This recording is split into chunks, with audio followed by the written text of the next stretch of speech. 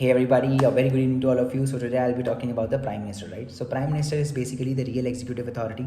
He's a de facto executive. He's the head of the government, right? He's appointed by the president, and president appoints the leader of the majority party in the Lok Sabha as the Prime Minister, right? So if no party gets a clear majority in the Lok Sabha, then president can use his personal discretion and he can appoint anyone as a Prime Minister and ask him to seek a vote of confidence within 1 month, right? In another case, if let's say the Prime Minister dies and there is no obvious successor to the Prime Minister, in such case also the president can use his personal discretion and appoint anyone as the Prime Minister, right? So Prime Minister can be a member of the Lok Sabha also, Rajya Sabha also, yes. And president can also appoint someone who is not a member of parliament as the Prime Minister, but in this case the person who is appointed, he has to become the member of parliament within 6 months, yes or no? In Britain, what happens, the Prime Minister has to be mandatorily the member of the lower house only. So this is all about the Prime Minister.